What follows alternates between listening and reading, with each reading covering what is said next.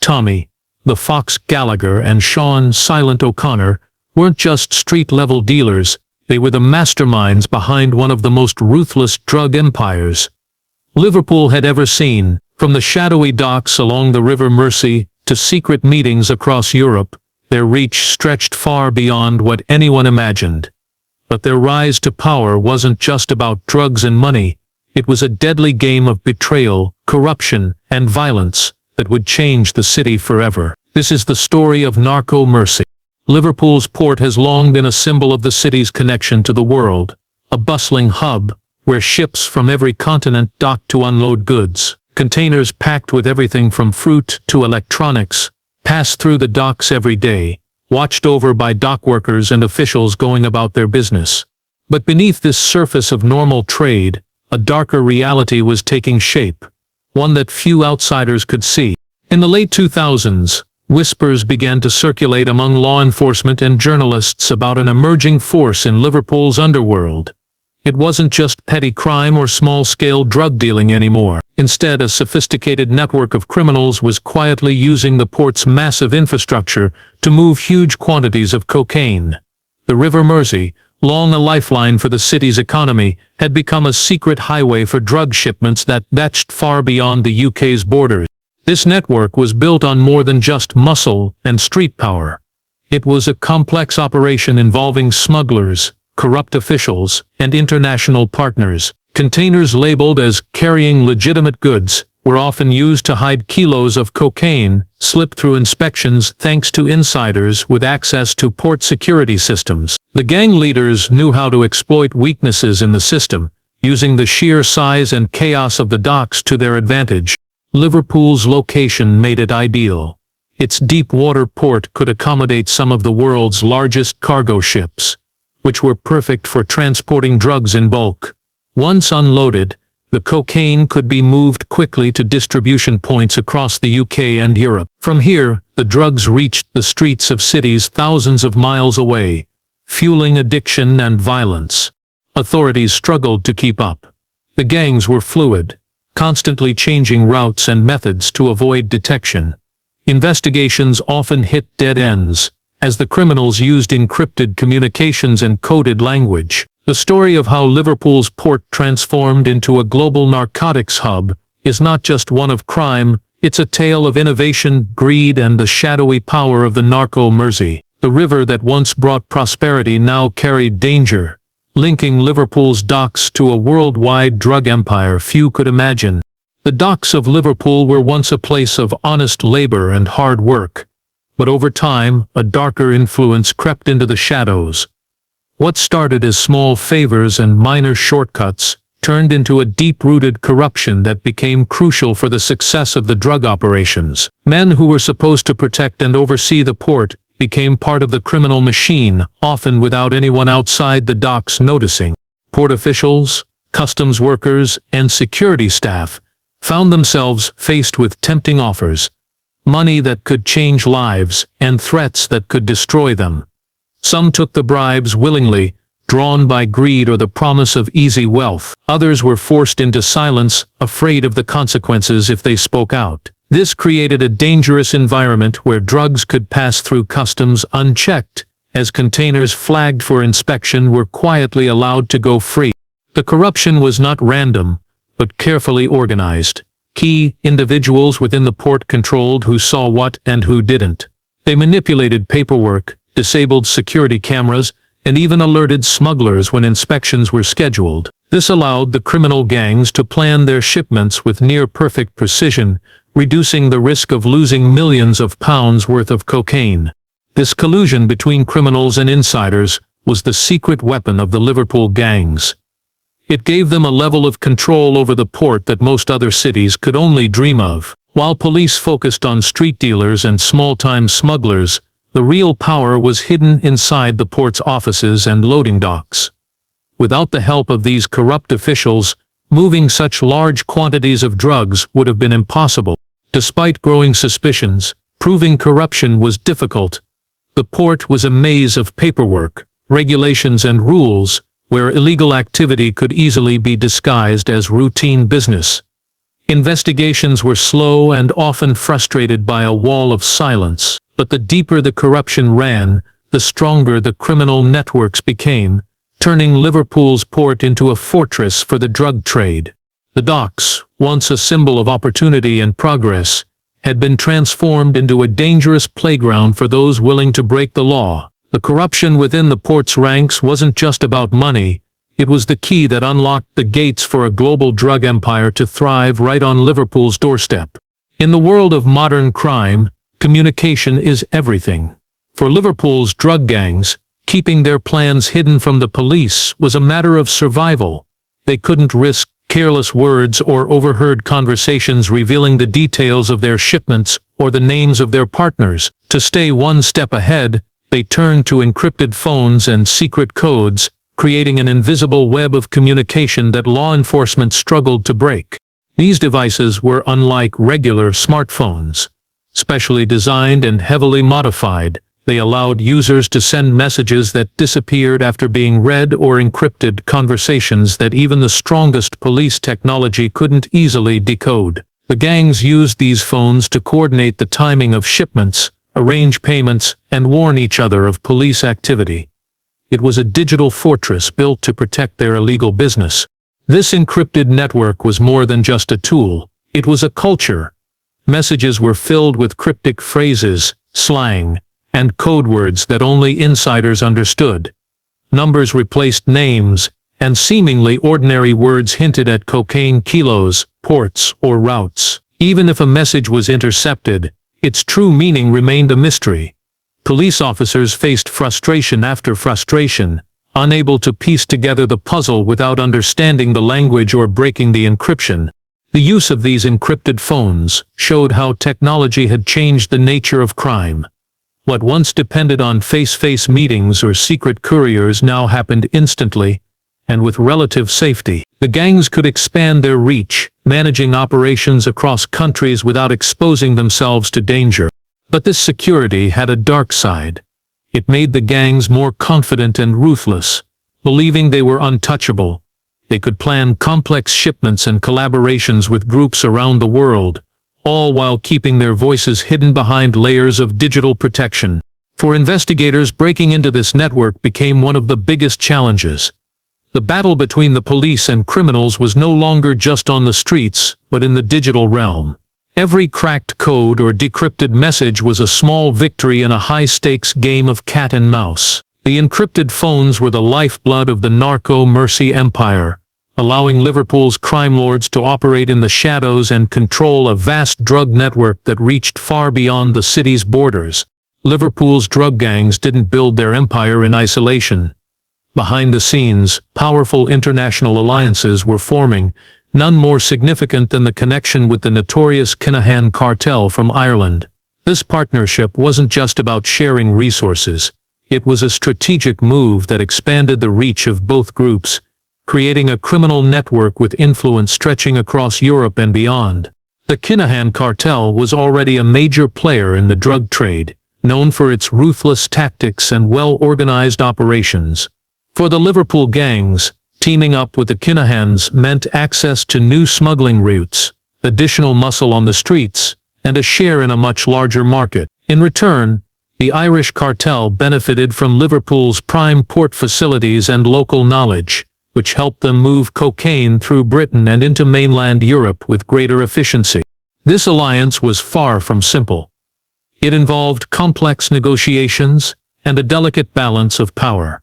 Both sides needed to trust each other enough to cooperate, but also remained wary, knowing betrayal could mean violence or collapse. Meetings were held in secret locations, far from prying eyes, where deals were struck and plans laid out for shipments worth millions of pounds. Together, they controlled a significant portion of Europe's cocaine supply chain.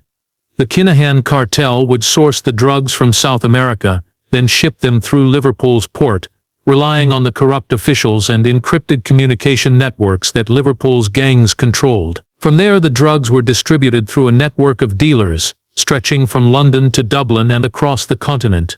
This collaboration also brought more violence and danger.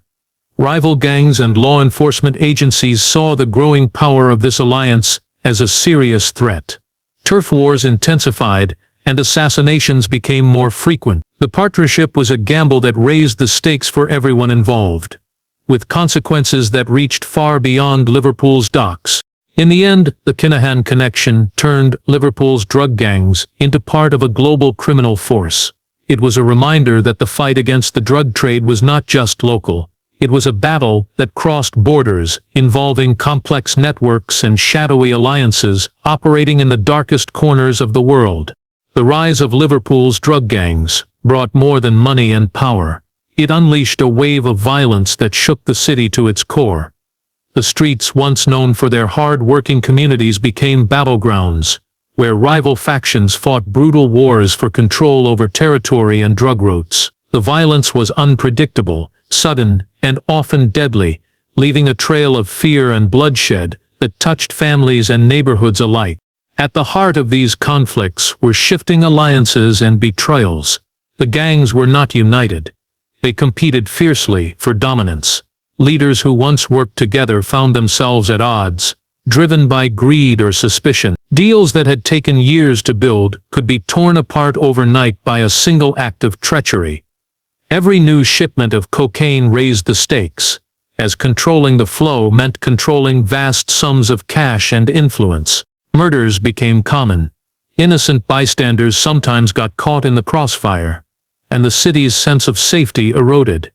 Killings were carried out with cold precision. Drive-by shootings, stabbings, and even bombings sent messages to rivals and law enforcement. The violence was a tool used to intimidate enemies and enforce loyalty, but it also fueled a vicious cycle that threatened to spiral out of control. Law enforcement struggled to respond. Police patrols increased, and special task forces were created to tackle gang violence, but the gangs adapted quickly. They changed their methods, moved their operations underground, and became more secretive. Witnesses were often too scared to come forward, leaving investigations with little evidence to work on. The community was caught in a dangerous middle ground, wanting peace but afraid of retaliation. This chapter of Liverpool's story is a grim reminder of the human cost behind the drug trade. The power struggles that played out on the streets were not just about money. They were about survival, fear, and a desperate grip for control. The blood spilled on Liverpool's pavements was a warning sign, revealing how deep the Narco Mersey empire had sunk its roots into the city's heart. Undercover work became one of the few ways law enforcement could break through the wall of silence surrounding Liverpool's drug gangs. To get inside the Narco Mersey network, officers had to risk everything, living double lives in a dangerous world where a single mistake could mean death. These agents faced constant threats, deception, and isolation as they tried to gather the evidence needed to bring down the empire. Infiltrating the gangs was no simple task. The groups were tight-knit and suspicious of outsiders. Undercover officers had to build trust slowly, often over months or even years, by proving their loyalty without revealing their true identities. This meant attending secret meetings, witnessing illegal deals, and sometimes even participating in crimes to maintain cover. Every move had to be calculated, as a wrong word or gesture could blow their cover. Technology was both a help and a threat in these operations.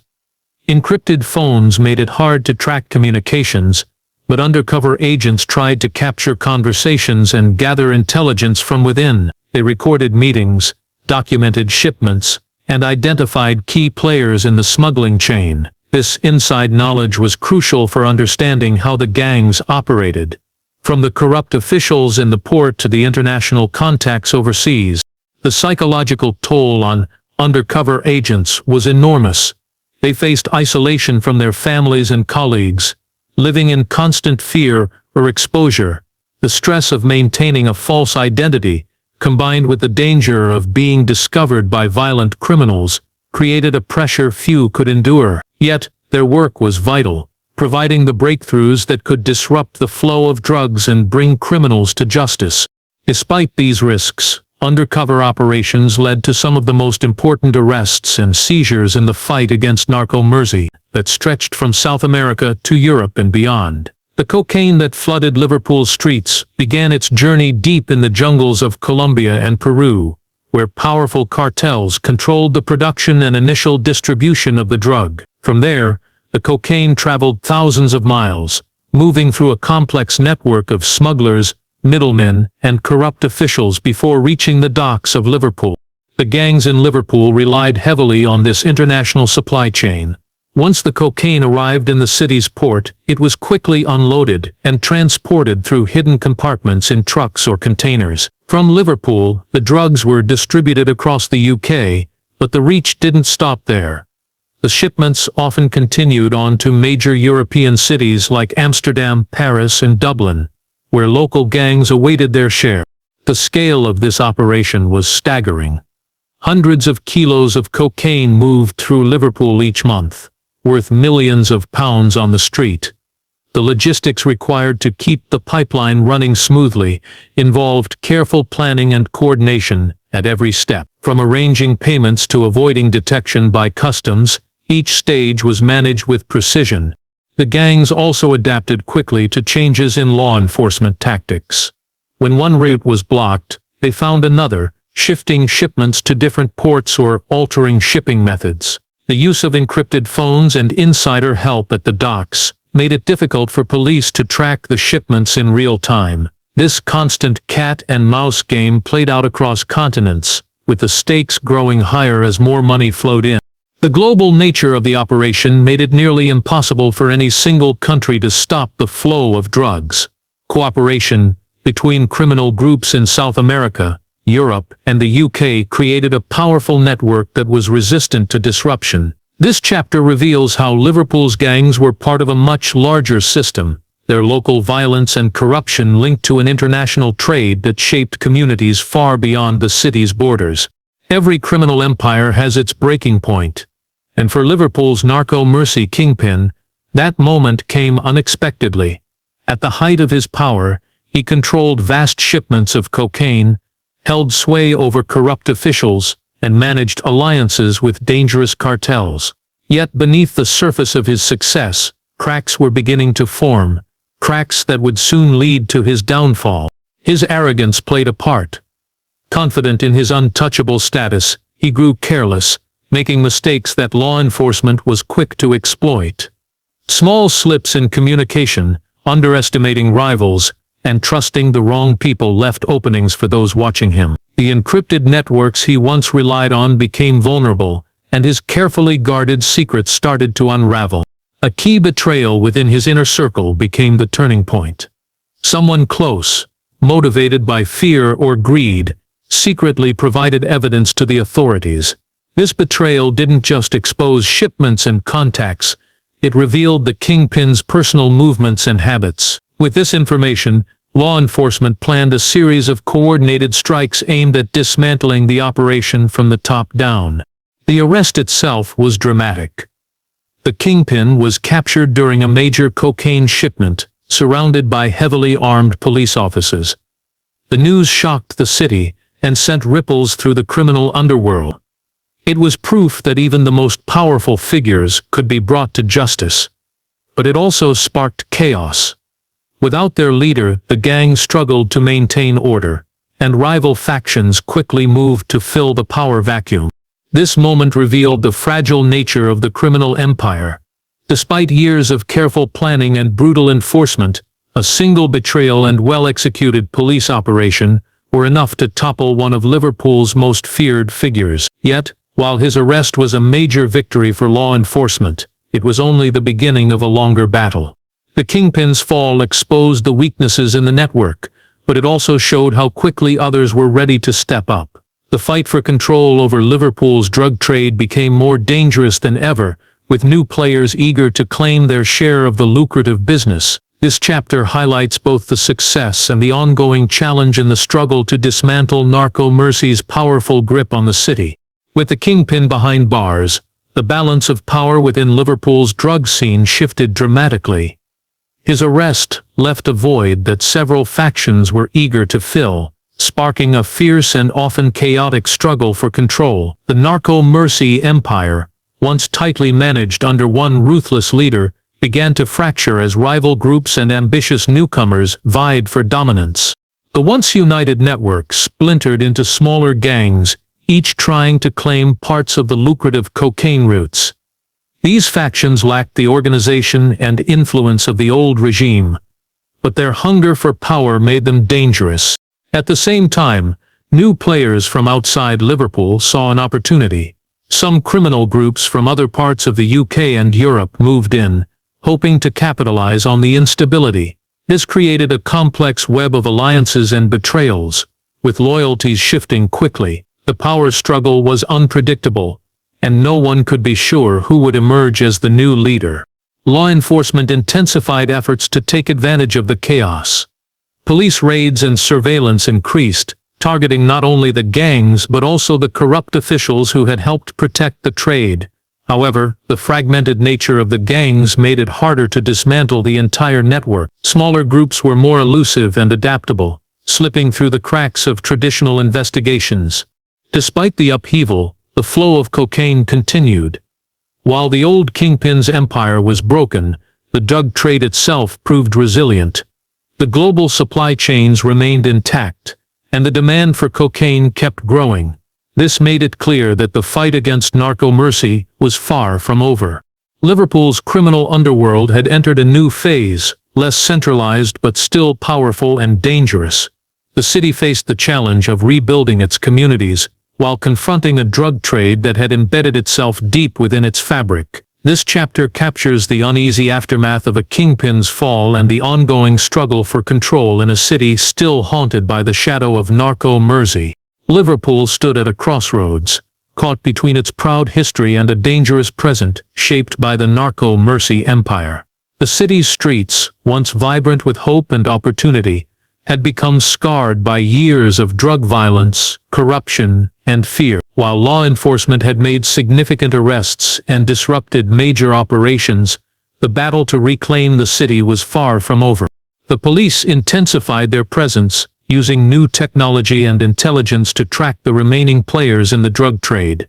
Special task forces worked around the clock to dismantle smuggling routes and root out corrupt officials still embedded in the port. Community programs aimed to heal neighborhoods torn apart by addiction and violence, offering support to families caught in the crossfire.